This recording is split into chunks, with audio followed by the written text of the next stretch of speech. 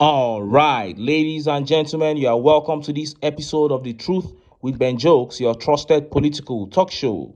Naira falls to 1,629 naira to a dollar, despite $668 million CBN intervention. I did say days ago that one of the reasons I say the ruling class have an agenda to make Nigerians suffer is that the areas of the economy that they fail at are areas that basic knowledge of economics can fix. So it shouldn't even be difficult if they are willing to do it. I mean, right from SS1 or maybe GS3, I already knew that one of the major ways to strengthen your currency as a nation is to have a favorable balance of trade, meaning your export must exceed your import. Even if it doesn't exceed it, the idea is that you must export as much as you can to close the gap. And to export, you must first produce. So only production, be it primary, secondary, or tertiary production, is the foundation of having a strong currency. And in the case of Nigeria, is the foundation of having a strong naira, not borrowing dollars to pour into the economy. But the APC have blatantly refused to produce. They keep borrowing and the naira keeps depreciating in value. And a few hours ago, an interesting report about the rise in our debt profile in the last 19 months began circulating. And many Nigerians who have not been following the borrowings, the loans they've been taking, were shocked.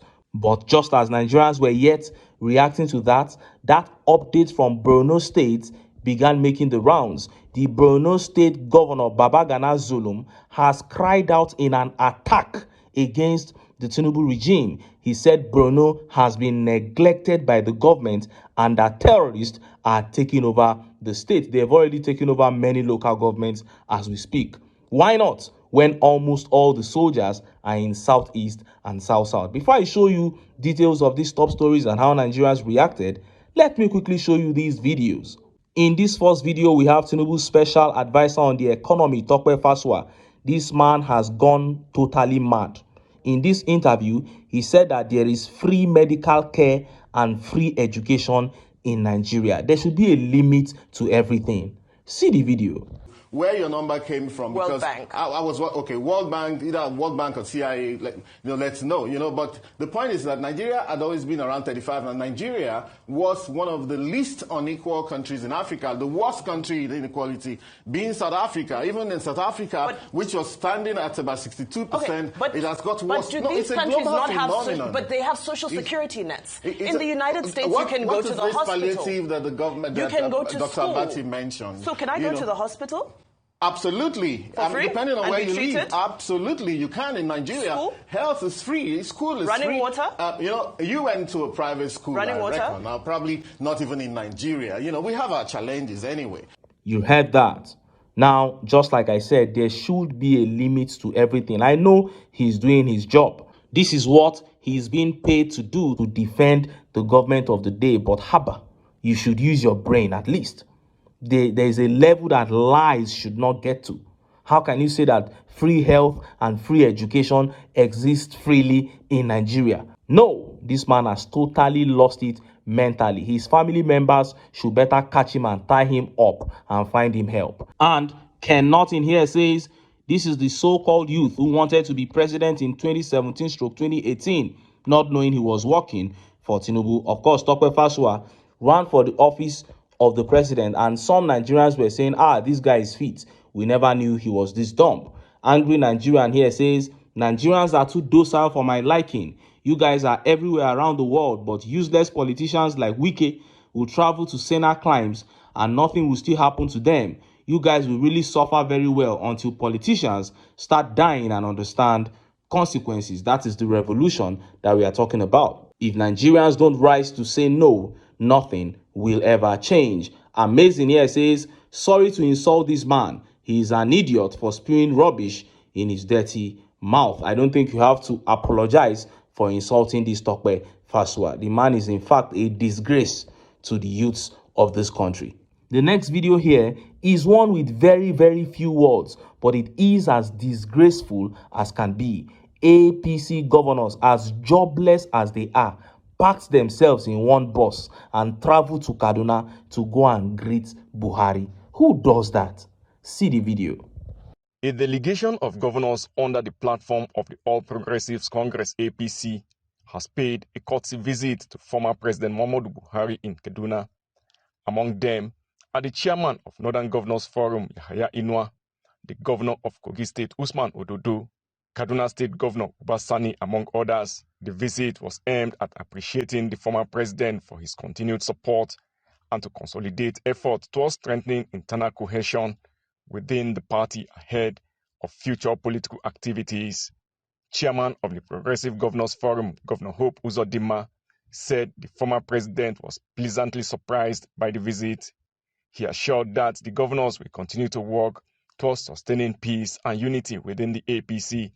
And the members of our forum are indeed very grateful, and grateful to Almighty God, because we met him in good health and he is feeling very strong. The party is doing well, and what are the affairs that I'm supposed to discuss with him? Apart from that, the party is strong and we continue to work hard for the party to be stronger. God, Almighty God, giving us the grace. Governor Basani of Kaduna State expressed gratitude for the former president's guidance, who remains dedicated to the party's growth and stability. He has been a father, a leader, and a statesman. You saw that. Hope Uzodinma and the other shameless ones right there. And there are certain things that you would only hear in Nigeria. How can state governors be so jobless as to embark on such an aimless visit to the man who began the new level destruction of Nigeria? Well, they all belong to the same cult, so it is not surprising to see them embarking on such a fruitless mission. Now, let us look at the top stories. First is that update on the rise of the nation's debt profile in the last 19 months. And next is that cry from the Borno State Governor Babagana ZULUM attacking this regime for neglecting Borno State as terrorists take over local government. Let's start by taking that update on the rising debt profile. Look at how the papers reported it. Renewed hope.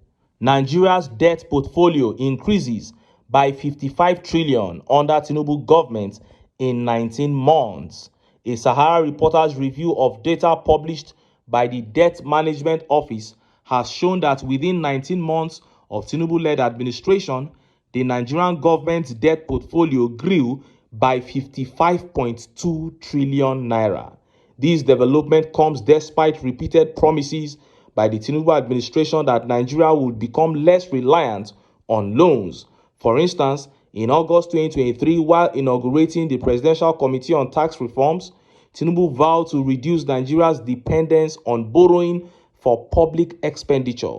The State House website published the following statement in August 2023.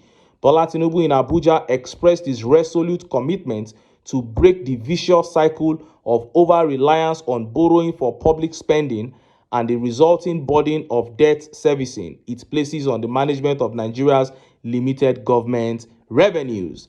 Despite the promises made as part of the Renewed Hope agenda, the Tinubu administration appears relentless in expanding the country's debt portfolio. A review shows that as of June 30, 2023, the end of Tinubu's first month in office, the external debt of the federal government of Nigeria stood at 29.8 trillion. However, by December 31, 2024, the external debt owed by the federal government alone had grown to 62.917 trillion. This indicates an increase of 33.1 trillion in external debt between June 2023 and December 2024. Domestically, the federal government's debt stood at 48.3 trillion as of June 2023. By December 2024, this had increased to 70.4 trillion, a growth of 22.1 trillion. In total, the debt owed by the federal government, excluding state and FCT debts, increased by 55.2 trillion by the end of December 2024. So this is just by the end of December 2024, meaning all the trillions that they've already borrowed between January to this period was not even included. And look at how huge it is. Is this not a disaster? and the people cannot even point at anything. That is the most painful aspect of this whole thing. A lot of people have come out to speak. Alun Dume came out and re-echoed all the things that Obi has been saying today. He said, we are not complaining about borrowing, but what are you doing with the money? And John here says, this government is not interested in improving the lives of Nigerian people. They are only interested in looting the treasury. And Adewale Damilare here says, congratulations to Emilio Khan. And nothing reasonable can be pointed out as a result of the borrowings. It is sad. It is so sad. But as I keep saying, and as everyone should have known by now, this thing is not going to get better. This situation is not going to improve. As a matter of fact, it is bound to get worse under the APC. If Nigerians want things to get better, they know what to do. And just as Nigerians were yet reacting to that update from Borno State began making the rounds. Borno State Governor Babagana Zulum has cried out on the neglect of the state, while army personnel have been deployed to southeast and south-south. Look at how the papers reported it. We are losing ground. Governor Zulum decries Boko Haram attacks. Borno State Governor Professor Babagana Umar Zulum has expressed concern over the recent Boko Haram attacks on major military formations, saying the state is at risk of returning to turmoil. The governor stated this on Tuesday while heading an expanded Security Council meeting held at the Council Chambers Government House, Maiduguri. Many military locations were dislodged, especially in Wugo, Sabungari, Wajikoro, among others. It seems we are losing ground, and this is a very important thing that we need to discuss. He called for the deployment of fighter helicopters and newly procured drones to support military operations in the affected locations. Zulum said the military was convened to hear the truth from the major stakeholders, that includes traditional rulers and head of security agencies in the state. While we commend the Nigerian military, police, DSS, as well as paramilitary in maintaining law and order in the state, we also have to say the truth. Otherwise, all the gains we have made so far will be a mirage, he said. The governor, who is also the chairman Northeast Governors Forum, appealed to the federal government to ensure that the northeastern part of the country received required attention. It seems the focus of the Nigerian Army and Federal Ministry of Defense is not in the northeastern states of Nigeria. Considering the strategic location of the northeastern states of Nigeria, we deserve to receive the desired attention. He urged Nigerian Army not to only mount checkpoints, guard towns and villages, but take the battle to the insurgents. They should not grant breathing space to Boko Haram to regroup, rearm, and carry out attacks on our territory, he added. On his part, the Sheikh of Borno Abubakar, Umar Gabriel Alamin El Kanemi, lamented that some local government areas were still under Boko Haram control.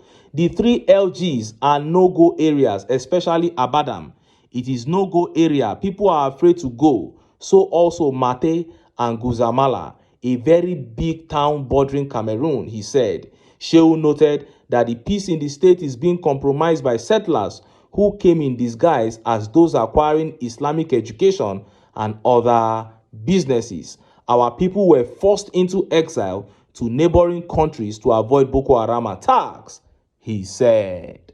You heard that. Now, I am happy that the governor of Borno State, Babagana Zulum, has brought this to the fore. He said there is a neglect of the Northeast. He said, and the terrorists are taking over because of that. When we were complaining about the huge presence of the military in the southeastern part of Nigeria, some people thought we were just being sentimental. And then they declared a state of emergency in Rivers State, and that will have them, move many soldiers to that place. The concentration of the military in areas that cannot be termed trouble areas is too much.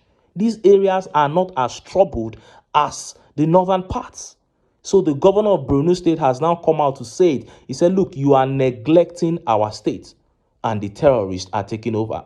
The Shehu said it. He said 3 local governments as we speak are under Boko Haram. That is the exact situation. But the likes of Nuhu Ribadu and Chief of Defense Staff would like to come out to the public and tell Nigerians that everything is fine. But that is not the case, and we must put it out for Nigerians to know. Well, it is good that Governor Babagada Zulum has come out to say it, but in my own final analysis, I would say that nothing can be done by Nigeria to defeat insurgency or Boko Haram and gunmen of any kind. So far, those efforts are going to come from the APC.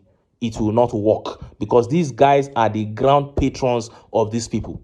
Even though they put out a policy and it looks good, they will still go behind and spoil it with their own hands. For Nigerians to rid themselves, for us to rid this country of insecurity and begin to forge ahead as the great nation that we are, we must get rid of the APC. But until then, make I still enter town. Make I go get some ogbonge political news where una go like. Why? Because now because of now I dey here. So don't go away.